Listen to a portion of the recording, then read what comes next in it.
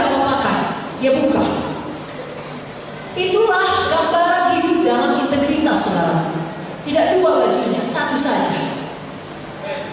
Bagaimana saudara di rumah, begitu saudara di gereja, begitu saudara di kantor. Tidak ada kepura-puraan. Katakan amin. Bapak Bote sangat dikenal sebagai hamba Tuhan yang memiliki integritas. Ya saudara, memiliki prestasi adalah hal yang baik, tetapi memiliki integritas adalah keharusan.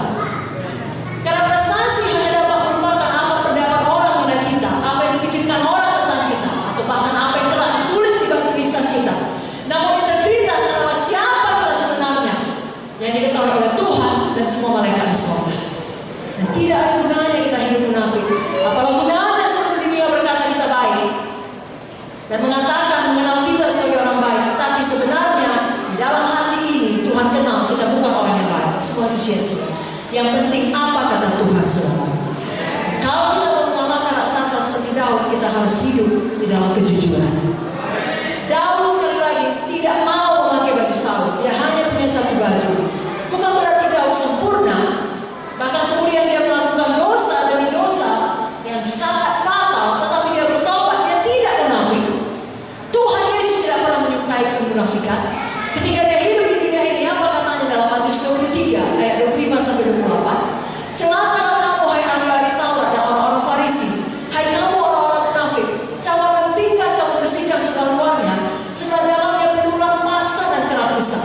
Hai orang Farisi yang buta, bersihkanlah dahulu segala dalam cawan itu, maka segala luarnya juga akan bersih.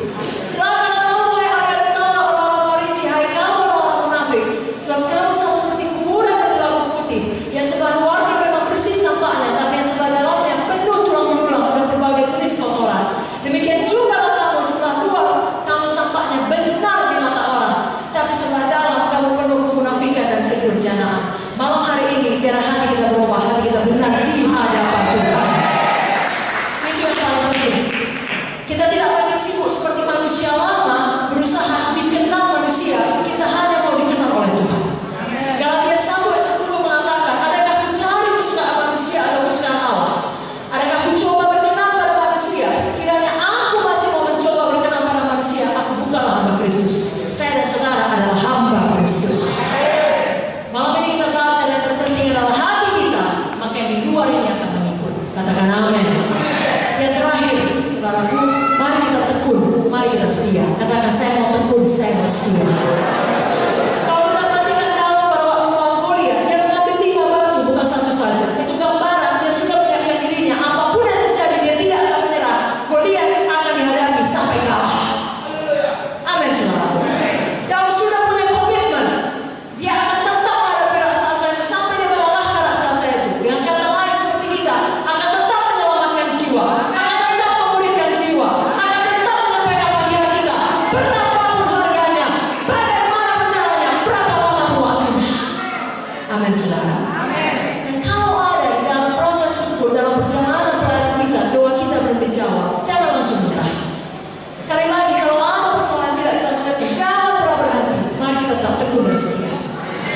Saudara masih ingat kakak Daud tadi yang namanya Elia, dia merendahkan Daud, kan tidak dijawab Daud, dihadapinya saja Goliat.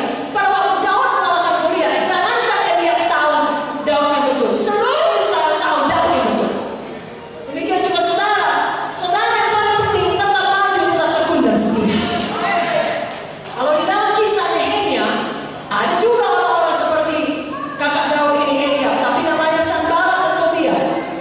Nehemia maksudnya baik, Sanballat dan Tobia tetap jahat. Dari awal berusaha menghalangi pembangunan kembali tembok Yerusalem. Nehemia tambah baik, mereka tambah marah, tambah sakit hati. Ada orang seperti itu, saudara. Dia baik nggak bisa. Kita baik,